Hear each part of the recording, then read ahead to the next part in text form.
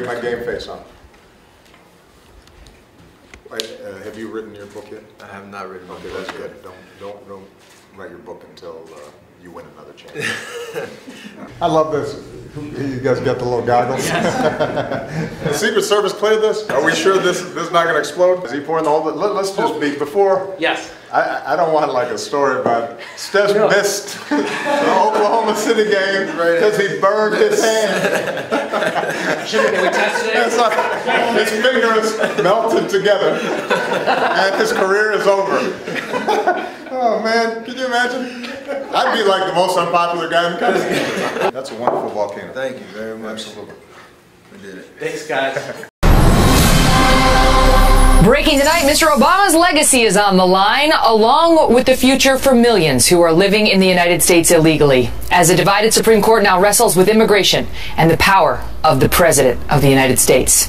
Welcome to the Kelly File, everyone. I'm Megyn Kelly. There is new fallout tonight from an historic day at the United States Supreme Court and a case that offers the justices a chance to define the power of the presidency. The 8 justices heard arguments today from lawyers for some 26 states and the House of Representatives, who say President Obama effectively trampled on the Constitution when he issued his executive action on U.S. immigration policies.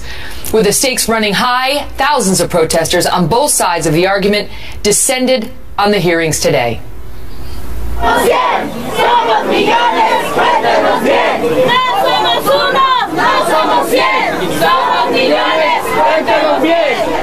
Despite the fact that more than half of the states in the nation are arguing against them, we have confirmed that there was a large contingent of illegal immigrants both outside and inside of today's hearings.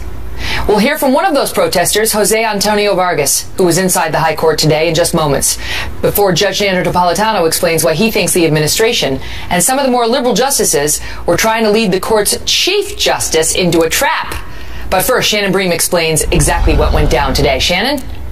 Well, Megyn, the court does appear split after tough arguments today over whether the president overstepped his constitutional boundaries when he announced programs that essentially block the deportation of roughly 4 million people who are in the U.S. illegally. Thousands packed the street and the plaza outside the court today, the two sides sometimes escalating into shouting matches.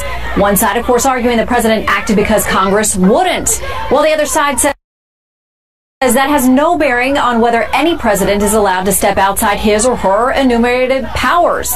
Inside, the justices both sides with tough questions. And the man who is often the swing vote, Justice Kennedy, expressed skepticism about the way this all played out, saying, quote, the briefs go on for pages to the effect that the president has admitted a certain number of people and then Congress approves it.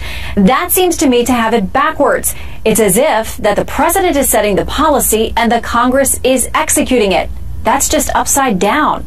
Supporters of the president's actions say they are backed by both authority and necessity.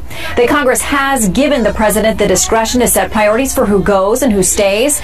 And noting the discrepancy between the number of those here illegally and the actual funding provided for deportations, today Justice Ginsburg said, quote, inevitably, priorities have to be set. And with just 8 justices, we are once again facing the possibility of a tie. If that happens, of course, the lower court ruling remains in place. And in this case, the lower court put the president's programs on hold. So supporters of them have to hope they convinced at least 5 justices today. Megyn. Shannon, thank you. Well, as we mentioned, a number of undocumented individuals were both protesting and attending today's hearing, including our next guest, Jose Antonio Vargas. But Jose was not alone. He was joined by a 6-year-old girl, Sophie Cruz, who has become a symbol for this issue after asking Pope Francis to make sure her parents were not deported during his recent visit to Washington. Jose Antonio Vargas is editor of #EmergingUS and founder of DefineAmerican.com. Great to see you, Jose. Thank you for being here. Thank you so much for having me. So you actually said that this was one of your proudest moments as an aspiring American today. Explain that. Well, I have to say, my mother sent me here when I was 12.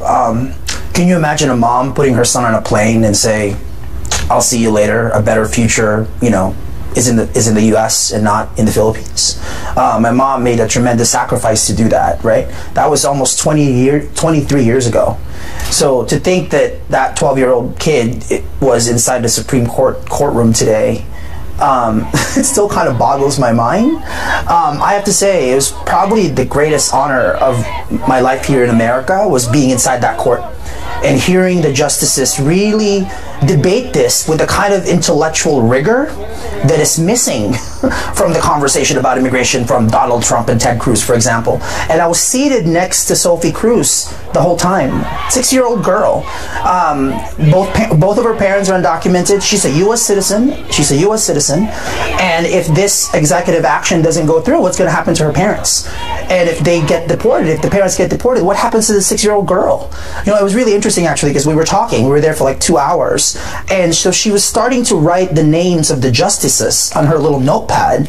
And she said to me, so how many votes do we need? And I said, well, we don't want it to be a tie. So like a 5, you know.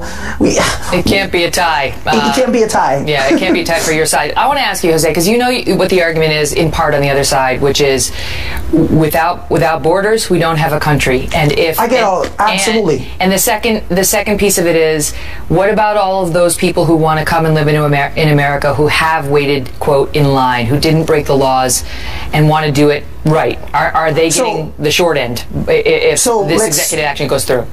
So let's answer both of those points. One, absolutely a country has a right to define and defend its borders, right? I respect that, and I respect it so much that I outed myself as undocumented and said, okay, I'm here, been here since I was 12, what do you want to do with me?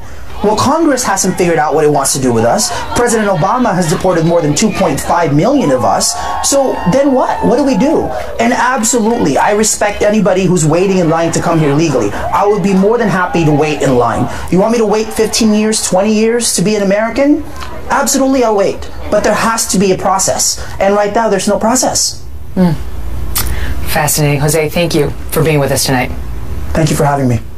Joining me now with more, Fox News senior judicial analyst Judge Andrew Napolitano, author of The Radical Expansion of Presidential Powers and the Lethal Threat to American Liberty. Judge, good to see you. Likewise, Megan. You know, he's right about sitting in that U.S. Supreme Court, which I did for 3 years covering the High Court. And, right. You know, I practice law, and I know obviously you're a judge. Let's just start on a good point, which is the amazing process by which we decide certain things in this country and the dignity with which we hash out our disputes compared to other countries that we see. Well, Jose saw today an extremely dignified oral argument, whatever side of this you're on. The 8 members of the Supreme Court devour the legal briefs and come in there fully equipped, with the exception of Justice Thomas, who prefers not to ask questions. They come in there fully equipped to challenge the lawyers, and by the manner in which they challenge the lawyers, they are challenging the other members of the court. That's right. They're trying to convince the other justices. Question, why do you think some were trying to set a trap for the Chief Justice? There really were 2 oral arguments today. I mean, there was one, but there were 2 parts to it. In the first part, it was very much 4 against 4. The 4 conservatives who I think were prepared to vote that the president doesn't have the authority to do this. No matter how it tugs at the heartstrings, Jose's story is a very, very sympathetic one. He's a unique individual. He's more American than he is Filipino, if I can say that, having spent most of his life here. And the 4 liberal justices saying the president did the right thing. He has the authority, and Congress has given him the authority. Then Justice Kagan said to the Solicitor General, that's an Obama appointee, and the government's lawyer, is there a way we could salvage the president's executive orders by tweaking some language here and there? And she said that knowing that the Chief Justice likes questions like that. He likes being creative, and he likes to be able to salvage things. And he went along with it, forgetting this is not a statute, this is not a law written by Congress that is presumed constitutional. This is the president making up a law. It is presumed unconstitutional. It is not their job to try and salvage it. So we might wind up with a law, something that has the effect of a law that Congress never approved, that the president drafted, that the U.S. Supreme Court tweaked. Because John Roberts thinks it's the right thing to try and tell me, it's whether the president had the power to do this. And if they're divided 4-4, then Texas and the 26 states win, because they went in there with a win, and the president's executive action would fail. Correct. But they seem to be finding a way to get out of this on a technicality to say, you know what, you states, you don't even have a standing to be here. Do you think it's likely they're going to kick this case out by saying, we can't even even hear this because you plaintiffs don't have the right to be here? And if so, what happens? I don't think that's going to happen because the Chief Justice himself said you obviously have standing. You're being forced to give driver's licenses and spend money for people that you haven't budgeted. That's enough harm to give you standing, the right to sue, standing, which the Constitution he needs requires. more than himself to reach that conclusion. I think it's 4-4 on whether the president exceeded his authority, and it's 4-4 on whether they're standing. The question is, does the Chief Justice do some cockamamie thing like he did with the Affordable Care Act in order to try and save this? If he does not and it stays at 4-4, then this dies. Texans, the president will have a field day as to what he can do in the next 8 months remaining of his term. The Attorney General from Texas told me on Friday that if Texas loses this case and President Obama wins, it'll go back down to Texas for a trial. So he thinks there'll be another bite at the apple, but I guess it depends on exactly what they say. Always a pleasure, sir. Thank you. Having a little patriotic moment there, thinking about the U.S. Supreme Court. It really is something everybody should do in the course of their lifetime. Go in there and sit and listen to an argument. You will be proud of the way our system works. And this is like a couple. It's not like it's got a little kinks here and there in the system, but overall, we're doing all right there. Well, with only a little more than 8 hours from the first polls opening here in New York State, early indications suggest it could be a very good night for Donald Trump. But there's a bigger issue for Republicans on the horizon, and we'll tackle that when Rudy Giuliani joins us next. Plus, we're going to detail why Hillary Clinton and Bernie Sanders have now split with President Obama over who may really be responsible for the 9/11 terror attacks. Dr. Sebastian Gorka is here with his take on the president, and Mark Thiessen is here on the politics. And then a 19-year-old girl named Leslie Van Houten helped Charles Manson slaughter innocent people in a crime so horrifying it is still making headlines almost 50 years later. Now she may go free. The sister of Manson's victim, Sharon Tate, is here tonight to detail why she thinks this woman could kill again. Don't go away. Four of the Manson maniacs drove up secluded Cielo Drive in an old Ford. One of them, Tex Watson, got out and he climbed a telephone pole. He severed the wires. Already it started to sound like a horror movie. They climbed over this embankment and swarmed into the Tate household with commando-like precision and proceeded to rewrite criminal history in blood.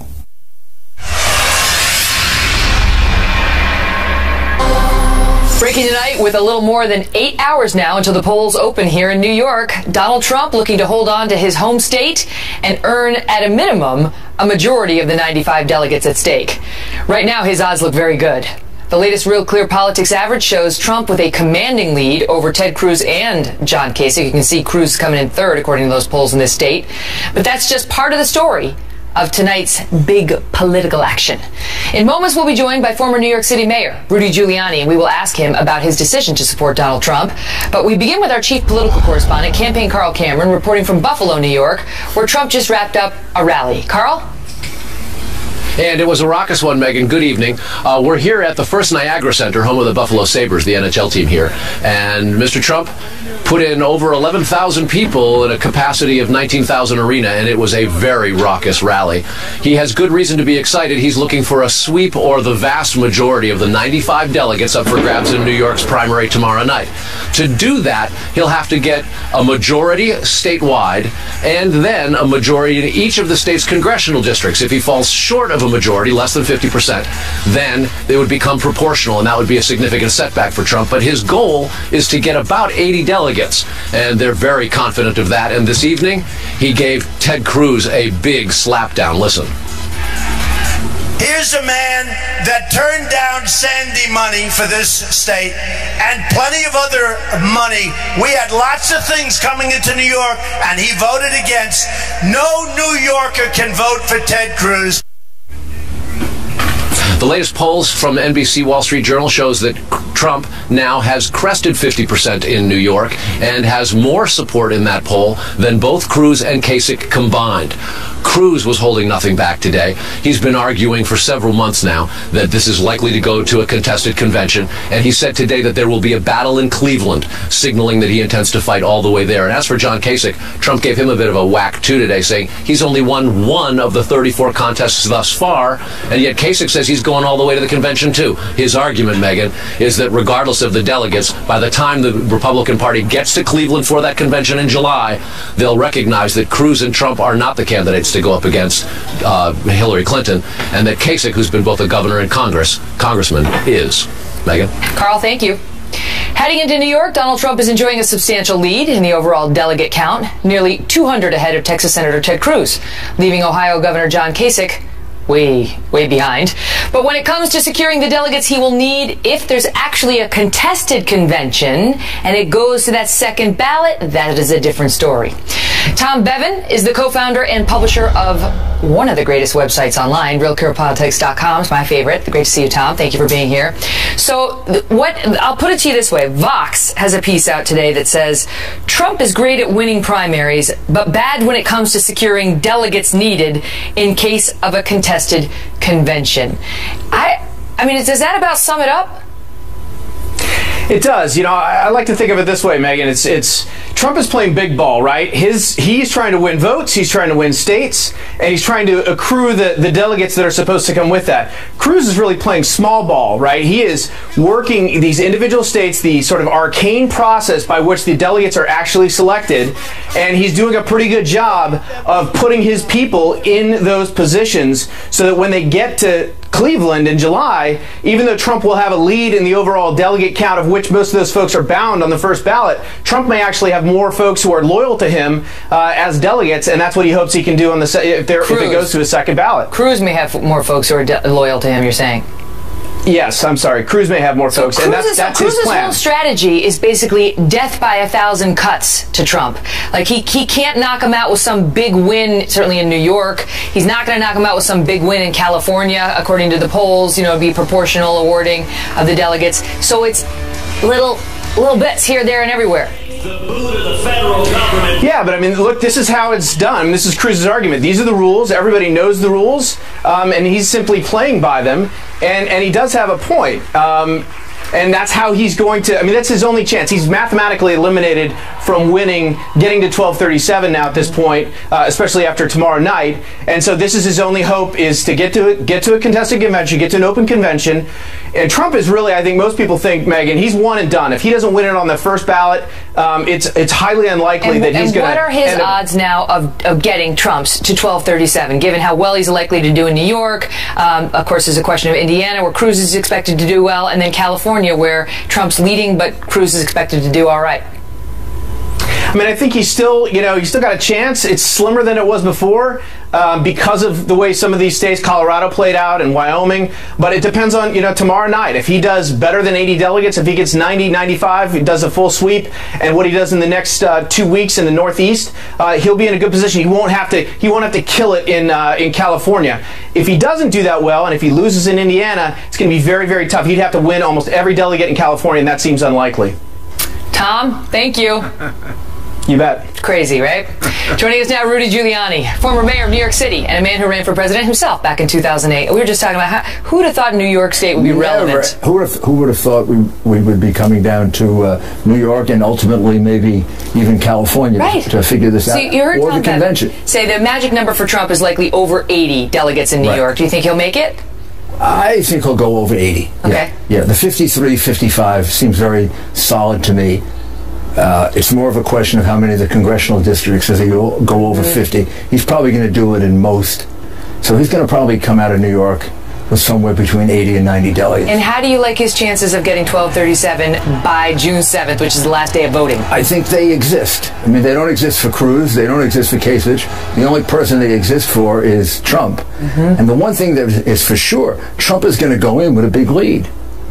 And with more votes. I mean, yeah, go ahead, sorry. So the Cruz legal argument is correct. Those are the rules. I'm playing by the rules. I'm making deals behind the scenes. That's all fine.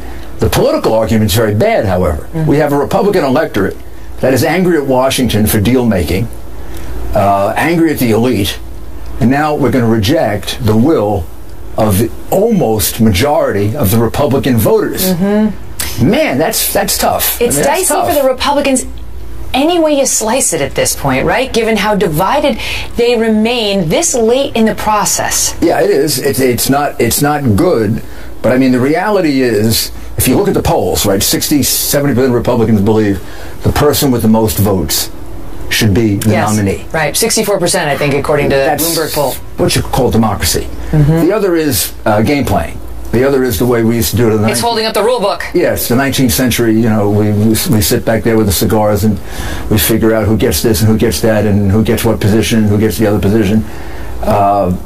Having nominated presidents through primaries through most of the adult lives of the people of America, this is going to seem very strange. Right, we're not used to this. It's really rarely strange this close where we see the sausage getting made. If some guy who is ahead by 300 votes loses to someone who's behind him by 300 votes, and a bunch of people that nobody ever met pick that guy. Now you say you're gonna vote for Donald Trump. Tomorrow morning I'll wake up early, I'm going to go vote for Donald. I've urged all my friends to vote for him. Think of the three candidates we have left in the Republican primary. He's the best candidate, and I think he is by far the best chance to beat Hillary Clinton, which is my major objective. If I thought Cruz had a better chance of beating Hillary Clinton, I'd support Cruz, and I'll tell you why. I think Cruz is a fastball that the Democrats have hit out of the park whenever they want. Straight right wing, very doctrinaire, very easy to beat, can't win any of the Northeast, can't win the West. Trump is a Mariano Rivera cut fastball. I know a couple of these references. I know he's a closer. He's a closer. No. You can't, he's unexpected. Hillary doesn't have a rule book for running against Donald Trump. She's got one for running against Cruz. She's run against Cruz before. So why not endorse him? Oh, only because I'm not part of the campaign. I mean, I don't want anybody to think that I am an official in the campaign. I'm part of the campaign. I take orders from the campaign. That, right? Okay, so I support him. Okay. I mean, the New York Post endorsed Donald Trump. I don't think anybody thinks that the New York Post is part of the campaign. But I'm a political person, and whatever I endorse, I go make speeches. I'm part of the campaign. So I see. So you're just like, I don't want to travel. I don't want to I'm going to go on the Kelly file. That's what I'm going to do. If they make some of the changes I would like, maybe. Oh. You know, if the campaign organization were what I'd like to see. Well, they're shoring it up now. I think they're shoring it up. So maybe that'll come. But there's no question. I believe he is by far the best candidate. And if people want to interpret that as an endorsement, it is. But it doesn't require any obligation on my part to have to defend every single thing they do, because there are some of the things they do, like with you. Like the statement about the Mexicans, things that I don't agree with. You know, I worked for Ronald Reagan, and I agreed with Ronald Reagan 8 out of 10 times, and that was enough. Right? And I love him. Right. And I agree with Trump about 8 out of 10 times. And he's also been a friend for 25 years, and I trust him. That counts for a lot. Yeah. Great to see you, Mr. Mayor. Thank you. Thanks for being here. Well, it was almost 50 years ago when Charlie Manson and his so-called family carried out one of the most horrifying crimes in American history. Now, one of the women who killed for Charlie may be about to go free. The sister of one of Manson's victims, Sharon Tate, who was 8.5 months pregnant when she was murdered, is here tonight on her fight to keep the Manson family and all of their associates behind bars. Plus, President Obama is headed to Saudi Arabia this week as the fight ramps up over the secret part of the 9/11 report and what it says about the Saudi royal family. Mark Thiessen and Dr. Sebastian Gorka are here next on that. Breaking tonight, tensions may be near a boiling point between the United States and Saudi Arabia, just 2 days ahead of President Obama's trip to the kingdom, as Democrats and Republicans alike push for the full release of the 28 pages of the 9/11 Commission report that remain classified. Charlie Rose of CBS News just asked President Obama what is in these pages tonight. Have you read it? You know, I have a sense of what's in there. Jim Clapper, our Director of National Intelligence, has been going through to make sure that whatever it is that is released is not going to compromise some major national security interest of the United States. Joining us now, Mark Thiessen, Fox News contributor, former chief speechwriter to President George W. Bush, and Dr. Sebastian Gorka. He is the Major General Horner Distinguished Chair of Military Theory at the Marine Corps University and the author of the brand new book, Defeating Jihad, The Winnable War. Great to see you both. Dr. Gorka, let me start with you on this. What is your take? Because in some circles it's very controversial about whether these 28 pages should be declassified. Is it a good idea or no? Look, when you've had, Megyn, both Republican and Democrat congressmen say that these pages should be released, and congressmen who've actually read those pages, I think the argument of the administration is lost. We need to know what was the exact involvement. There are lots of stories floating around of Saudi embassy officials assisting some of the hijackers, at least 2 of them located in San Diego. We need to know that. There needs to be justice for the victims of 9/11, and I think after 15 years, now could be the time to declassify these 28 pages. Mark, if what's in the pages suggests that the Saudi government or top officials in some way were behind 9/11 or had a substantial role in 9/11, don't we need to know that, or is that something it doesn't serve us to know? Well, I think it does serve us to know the details of it to the extent that it doesn't compromise sources and methods or hurt our national security.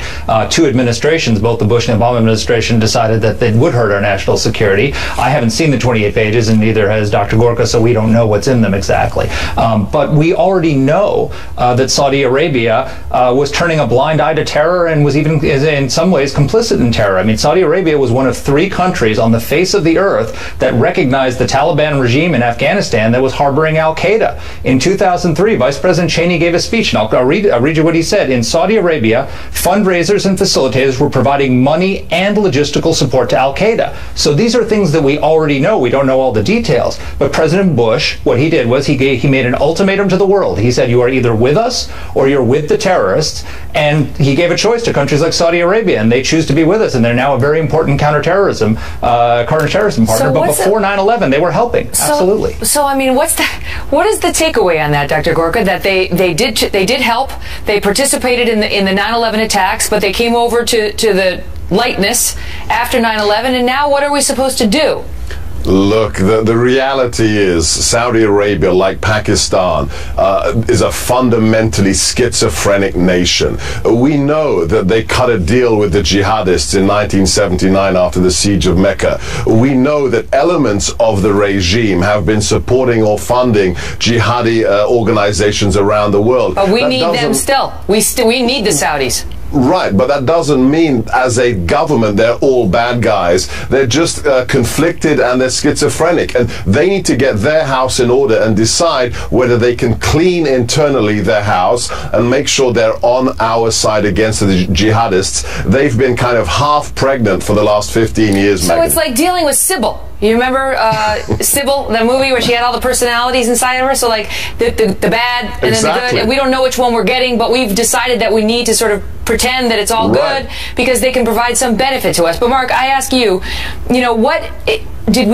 are we gaining something at this point by keeping the 28 pages secret when Bob Graham, of the 9/11 Commission is saying, release the pages, that this classification stuff is nonsense, that the American public has a right to know who was behind the attack, and there's no reason to continue protecting them?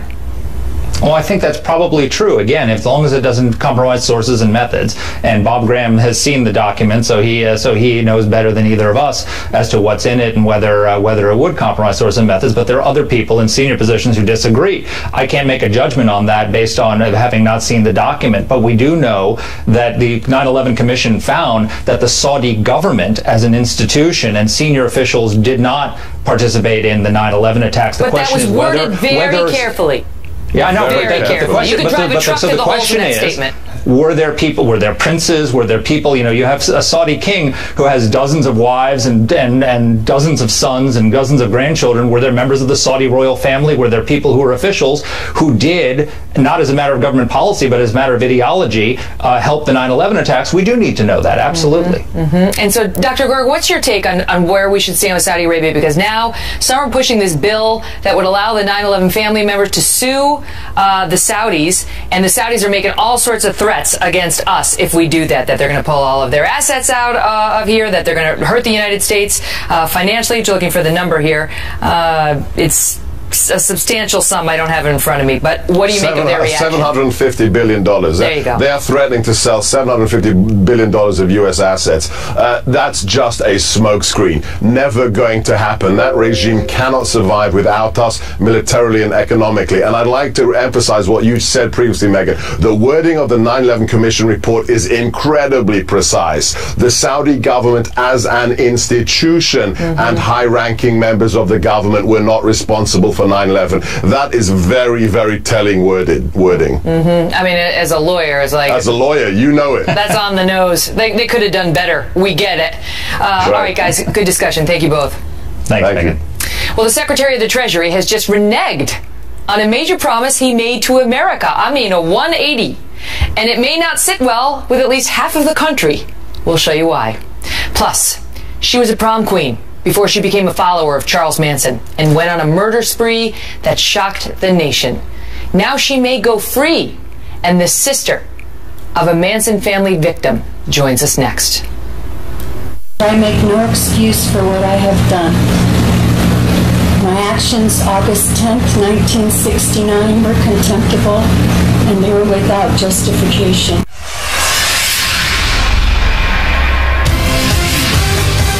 Developing tonight, outrage from the families of Charles Manson's victims as one infamous cult member could soon walk free. Leslie Van Houten was 19 years old in the summer of 1969. That's her on the right, smiling, before her conviction into horrifying slaughters. A swastika she willingly carved into her own forehead visible. This is Leslie today, 66 years old now, and deemed eligible for parole. Joining us tonight in a cable news exclusive, Deborah Tate, sister of the late actress Sharon Tate, who was one of Manson's victims. But we begin with Trace Gallagher in Los Angeles with the latest. Trace. Megan, supporters of Leslie Van Houten say at the time she murdered Rosemary LaBianca in 1969, she was a misguided teen under the influence of LSD and the victim of Charles Manson's mind control. Her attorney says her release is long overdue, and the state parole board cites her 46 years in prison without a single serious rule violation. Van Houten has said she is remorseful and deeply ashamed. Here she is during a 2010 hearing. Listen. I make no excuse for what I have done. My actions August 10th, 1969 were contemptible, and they were without justification. But the Los Angeles County District Attorney, several LaBianca family members, and many others are trying to block her release, reminding the public that Van Houten was among the so-called Manson family members who invaded the home of Leno and Rosemary LaBianca and fully participated in the gruesome double murder. During her 1971 trial, Van Houten spoke in chilling detail, saying she held down Rosemary LaBianca as her husband was being stabbed to death, and then testified how she and Patricia Kenwinkle finished the job, quoting here, "And I took one of the knives, and Patricia had one knife, and we started stabbing and cutting up the lady." Van Houten alone stabbed Rosemary LaBianca 14 times. Now LaBianca's stepdaughter says, quote, "My father will never be paroled. My stepmother will never get her life back." Van Houten's release still needs the approval of state parole board lawyers and Governor Jerry Brown. Last year, Brown refused to sign the release for another Manson family member. Megan. Trace, thank you. Joining us now in a cable news exclusive, Deborah Tate, who was in this parole board hearing that led to the recommendation that Van Houten be deemed eligible for parole. Thank you so much for being here, Deb. Thank you. So your sister Sharon was brutally murdered by Manson and his so-called family. And this woman, who's now facing the likelihood of parole, was also convicted of conspiring in that murder, in addition to the double murder that she participated in we just discussed there. Absolutely correct. You were in the hearing. How did they get to the point where they felt she should be paroled? She has a master's degree. She's very well educated. She's used the rehabilitation program to its very best. In that way, she looks great on paper. I'm not so sure that anybody that's capable of doing things like that is plunging a knife deep into someone's body 14 times, can ever be rehabilitated from that. There's a mean and dark and ugly side. And mind you, she did that after knowing full well what the carnage was the night before at my sister's house. Because they happened one day after the other. Correct. And she's admitted that she put a pillow over her victim's face, that she wrapped around a lamp cord, and that she heard the guttural murder of absolutely her husband in the other room, and then she went ahead and plunged the knife into her victim herself. However, you know her defense now, which is, I don't offer any excuses. I'm deeply ashamed. She says she was under the control of this madman and that she had never committed a violent crime ever before that moment.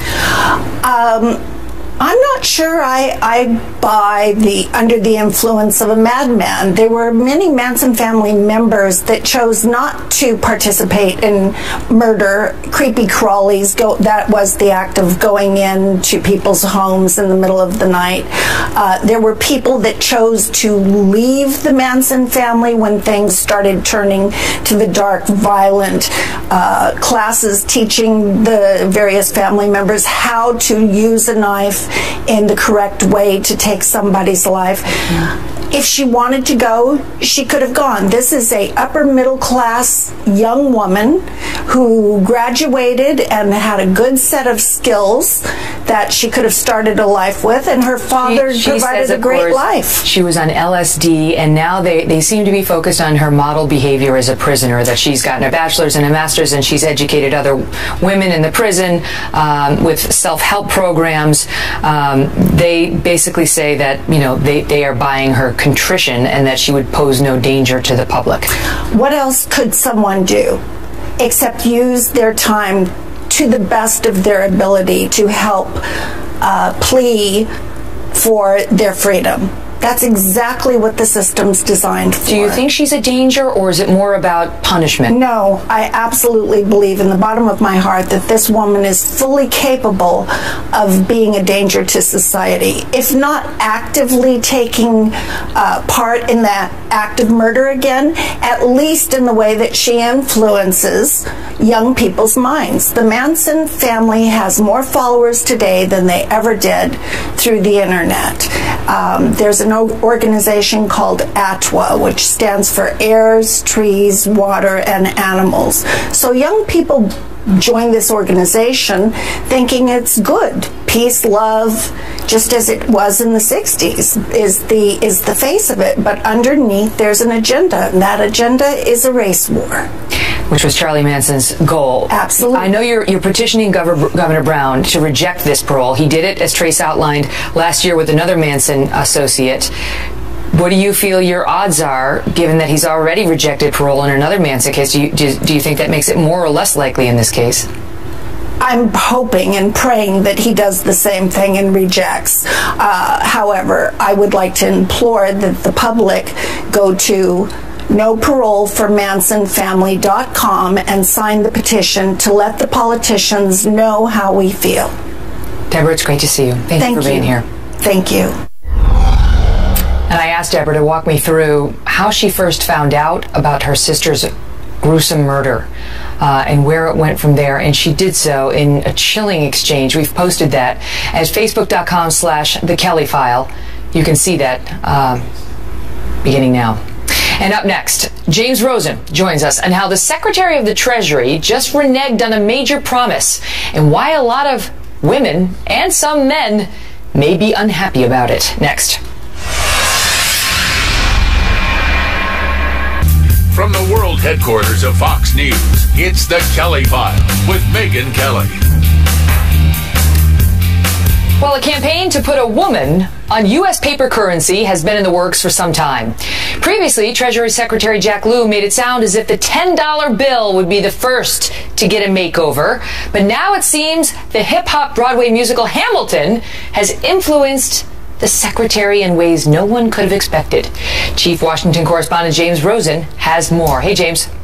Megan, good evening. Not since President Obama declined to enforce his red line in Syria has an American public official so visibly reneged on so highly publicized a promise as the Treasury Secretary has done in this case. Jack Lew said last June that the $10 bill would be redesigned to include the portrait of a woman alongside that of Alexander Hamilton, the founder of the New York Post, who is better known to some as the genius architect of our nation's financial system. But all that was before millions of people protested and before the Broadway musical Hamilton, a retelling of the Founding Fathers' story in hip-hop idiom, had demonstrated its box office appeal and critical acclaim. Indeed, just today, the play was awarded the Pulitzer Prize for Drama.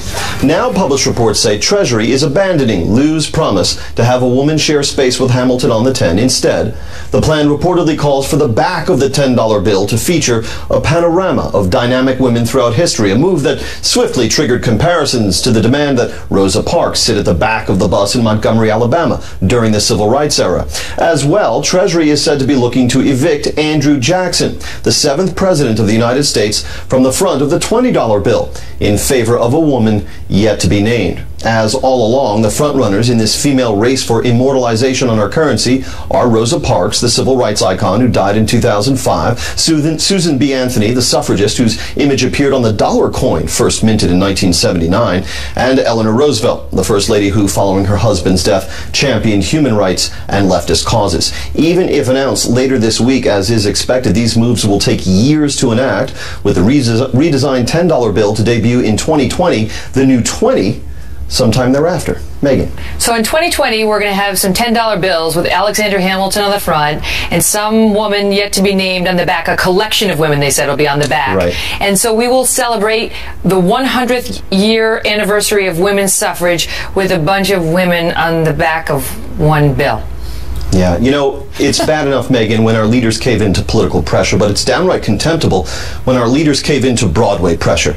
I mean, Jesus Christ Superstar, you can almost see tipping the scales of justice here, the invisible jazz hands of the elites. Where could this go next? You know, it's this little 9-year-old girl, Sophia, started this movement. She wrote, "I think putting a woman on the back of the bill would make women seem less important." You think? Great to see you, James. Always a pleasure. Likewise. Thank you, Megan. We'll be right back. File right here for complete coverage of the battle for New York. We will be live as the polls close here in the Empire State, and we'll have live reports and complete coverage from Britt Hume, Stuart Stevens, DNC Chairwoman Debbie Wasserman Schultz. That ought to be interesting. It was the last time. See you then. Now, I care deeply about, there are a whole range of progressive causes that I will continue to fight for as long as I have a breath. I believe in a society that, you know, is doing something about climate change in an aggressive way. I believe in a society in which every child is able to get a decent education and opportunity. I believe that everybody should have health care in a society this wealthy. It's not a privilege.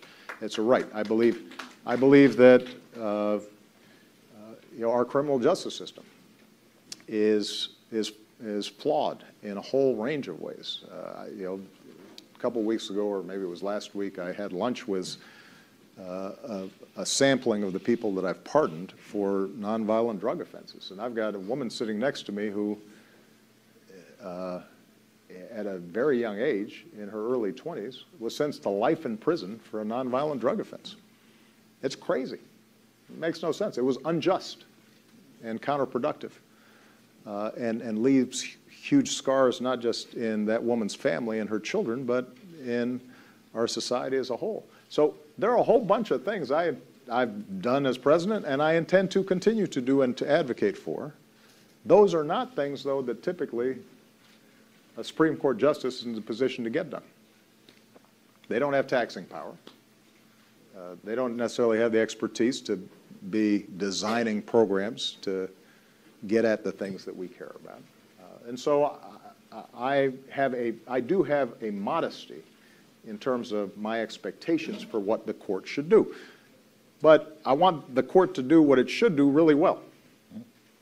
I want a court that does believe that equality under the law is equality under the law, not just the words, but that it is operationalized, that it's real.